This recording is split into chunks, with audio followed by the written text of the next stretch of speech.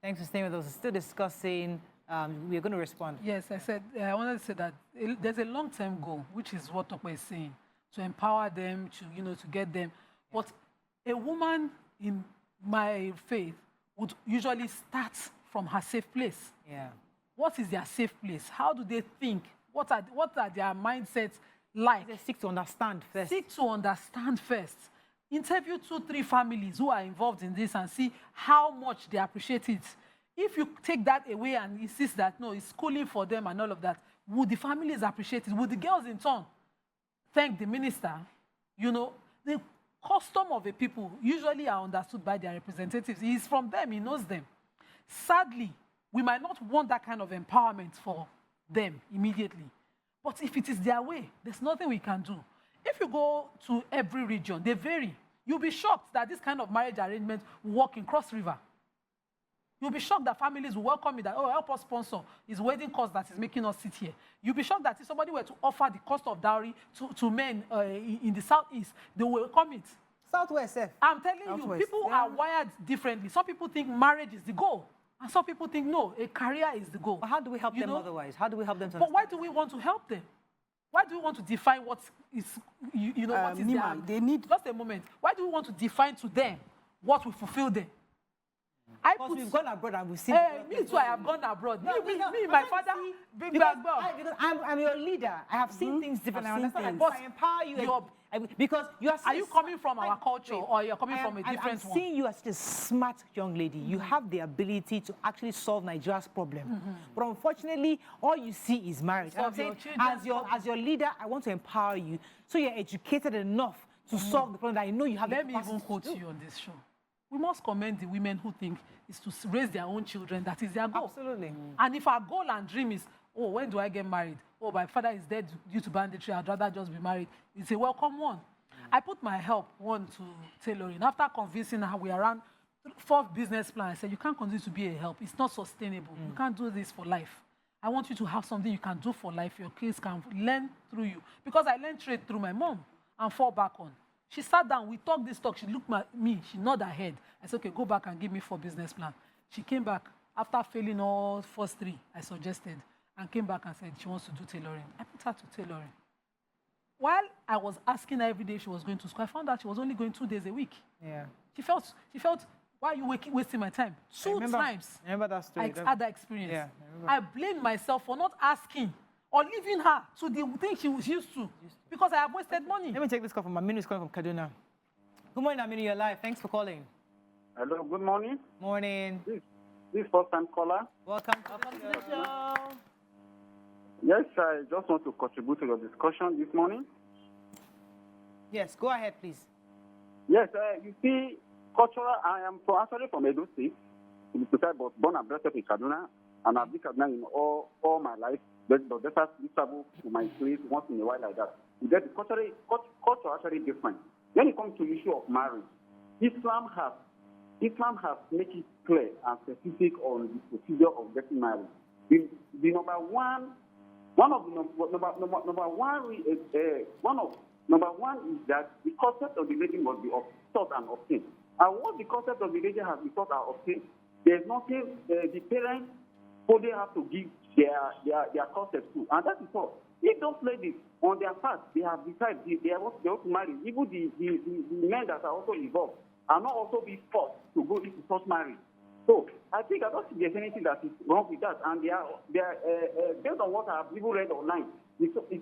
What I read online before now was that those ladies were even man all those things. But only also discovered that those ladies were major, and 2 of them were even about to get married before their parents were kidnapped, and they now have to resort to the Thank you very much, Aminu. One of the things, I'll come to you, Ramatu, that we try to do on this show is seek to, and I like that phrase, seek to understand. Because many of us come from our different corners and different prisms and different lenses and see things and want to compel everybody to see things the way we see it, because we believe that, and I've always said it before that, many of us, one of the problems of that country is those of us who have a bit of exposure, or so the middle, I always call them the middle class.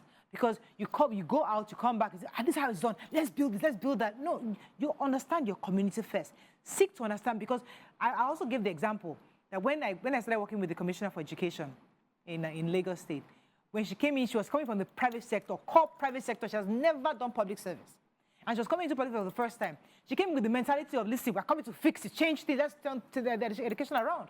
When she got in there, she realized, understood that they've gone far in the educational system within Lagos State. She said, Mariah, I respect the system. The system actually can function, it can work. You just have to understand it, what their needs are, how to make the teachers work and come to the classrooms. There's no need of policy tweaking and change because the policies are already there. So when you come in to understand, it happens a lot also when many of our children go abroad and come back. They come in, it happened to me, Mariah. I came in, I feel as if I want to change everything. I'm coming with new ideas. And they say, Auntie, calm down. I was fired. Calm down. This doesn't work that way. You have a lot of great ideas. Fantastic, because you watched things abroad and want to come and change them here. Do TV, create this. Calm down. Understand how we do things first. It took me a few years of depression to understand I have to see the system, get it, and then know what to do to achieve my own objectives. So it happens. It's the same way. We always think we know how to solve all the problems. But let me come to you, Ramatu. Okay, so please, permit me. Just saw a tweet. Immaculate Voice saying, Nima, you disappoint me with your submission. If my 17-year-old comes out to say she doesn't want to go to school but she wants to marry, I should grant her request. I left school in JS3. My mom fought that, and now I'm glad. Where in this conversation did I mention a minor and approved it? From the beginning of this conversation till now, where have I mentioned a minor and approved it? You said from 18 and above, adults. Once you did not watch. Children are out of this conversation. This person has written it and he's gotten replies compending him for attacking. The minister is probably assuming they are children, and the mommy might have reason to think so. So if they are children, we all on this table have agreed that's out of the equation. But once they are adults, which you are trying to say that, listen, from your own research, you believe they are 18 and above. So that's we're taking the conversation from there. Not even when it comes to you, Ramatu. Yeah, so what I would have expected from the speaker is this. I know he wants to help, but I would have expected him to go investigate, find out, okay, these girls, because to me, now that he has contributed that money, I don't know of what economic value that thing is to that this thing, because marriage is really very, very important in the North, Islamically and culturally. It's very, very important. So I have expected that he will investigate and then find out, okay, how else do we help them? After they get married, what else can we do to support help them so that they can support. So we're going somewhere with this conversation. We are meeting each other halfway. So that where culturally and from the religious perspective, I will marry you off because it's required. However, because I am your leader. No, because you want to, not because required. You want to. Well, who is required? Because you want to. Because you want to. Religion. Religion requires. I'm the one who will choose. In Islam, you must choose, not that it is required. Okay. Now, because I don't understand the, I don't understand. Let me pause you for a second. Let me take David. I'll come to you. David from Mushin, you're live. Thanks for calling. Hello, David. Good morning. Good morning, sir. Go ahead, please. Okay, I just want to say, let's just learn how to respect people's opinions, because everyone knows what is good for them. Thank you. Just wants to tell us to respect people's opinion. Okay, go ahead. Okay. I love having conversations like this because for me, it's not about grandstanding or what is right. I know my beliefs. I know what I strongly support. I'm all for empowerment. I'm all for let us figure out how to always get better and not maintain status quo. So when I don't know what the your religion dictates when it comes to being able to fund your wedding. I know in Christianity they'll say if you know you cannot afford to take care of a family, like you don't get married until you have taken care, you have the financial capacity to take care of as a man. So if a man is going to be getting married in this case, is the conversation around how do we ensure does he have capacity to maintain this family going forward? Because this is one state, and this is not the first state doing wedding. Another state is you do mass wedding. Then now you are organizing to support mass burial. You are not having that level of financial support going to say we are doing mass empowerment. That is not just saying giving them keke napep or giving them okada, but we are truly empowering people to think differently because it starts in your mind before it can come into your life. My challenge is that your good defense of a culture that is good and a religion that seeks to protect is being exploited by politicians to achieve their own political goal. That's where me I have a problem. correct. Because when politicians sit down and say, the only way I can get re-election, if I say let me do road for them or give them education, they will not vote me back. But if I give them Okada and give them Keke Napep, I will get. If I marry them off, they will say he married up 200 people. To what? How much of our money are you using to do this marriage? That's the part that I also let's just do not put support. things in context. You know, is the speaker? I have to go on a break. Okay. I come back. I'll conclude.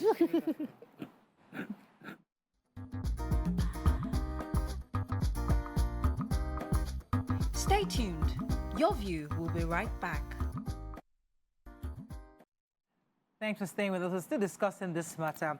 Go ahead. So my contention with the minister is not one of, you know, with the issue itself is the, you know, the back and forth between the minister and the speaker. Yeah. I would expect, you know, her reaching out to him to understand better what the objective was. Because he is the speaker, he's not the governor who has some state rules to do for them. He's not the governor who has, you know, to amend the policies. If he has passed a bill that compels compulsory education for everybody underage, you will know. You know, this is something about his culture and his people that he's supporting, and we're dragging him to. I don't know. Do you think she was being emotional? Because part of the people, where leaders have with women, is that when we lead emotionally. Yes, we don't go with the facts of the situation. We just want to go on and just talk about the emotions of the situation. I think he's coming from that point. Yes, largely emotional. Also, I must commend her, but this is where I will encourage her to go. You know, this to change mindset is not a magic wand solution. It is a gradual process. We watched Fumile and Sonkuti, and even at that time, it was a big deal to get women to bring their kids to school. Even in Lagos here, we know families who are living in this exposed city who don't think their kids should be in school. And in Northerners I live with, all their kids have gone all the way to university in this Lagos. So a mindset shift is something that will go gradually. And it's a ministry to do that. To go around those places and encourage. No, it's the same thing. The same thing. It's for women affairs. It's women's fight. Yeah. And you know, when you empower women, it's a big deal. Yes. Now, this is a man thinking, oh, this is what the culture supports. But your own is to come in and do that sensitization, family to family. And not the fights back and forth. You know, but to do a gradual, you know, a sensitization process to change their mindset, to make them say, okay, families, when they take that stand, the speaker will only be able to fund something they support. If he funds a stand against what they support now, they will say he wasted his time and money. So we need to change their mindset, but it has to be gradual. It has to be a process. Yeah. I think we're going to wrap up on this very soon. Let me take a few calls and then some comments on social media as we wrap up. Let me take this call. Abdul Latif, you're live. Okay.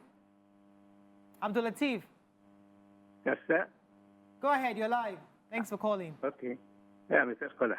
First time caller, welcome to the show. Yeah. I want to contribute to this. We lost that caller. So sorry. Comment. I love what Nima said concerning the minister, and I think that we did not talk much about her, but just this one. Not everything needs to come to the media immediately, except you have already tried peaceful, one-on-one reaching out. Both of you are politicians from the same party, within the same governments, and we're hoping to achieve the same goal. A meeting should have, a conversation should have taken place before media will now be hearing it. This quick, let's tweet what happened. I totally disagree with what I just saw on Twitter. No, it's not necessary. Yeah. Sometimes you have that conversation one-on-one and come from a place of, as a minister for women affairs, everything you say reflects on all of us women. Yes. So if you are going to discuss this, it would be nice to say that, I've done my investigation. Out of the 100 women, we found out that not all of them were women. Some of them were underaged, so and so number. We discovered that some of them, they don't have skills. You have done a level of work that will not water down the good work you're trying to do. Fantastic. I love that, Tokwe. So as the Minister of Women Affairs, what I would have liked to hear is, after investigation, we found out that 10 of them are underage. So I'm requesting that these children should not be exempted. Yes. Those who were getting married, we've asked for their consent for empowerment, where we've verified their consent to the marriage first. Now that we've gotten their consent, that they're okay with it, now, Women Affairs, we're going to now see what we can do to empower them so that they are self-employed. Even among the ones that are out of, major, ones who are of age, that you have spoken to some of them. Yes, this is how their culture has taught them. But when we spoke to them, they are open to going to school. They are open to waiting. They did not know this aspect. Honorable Speaker, sir, do you know that that some of these girls who would like to go to school, what can you do? Because your ministry is not one to fight.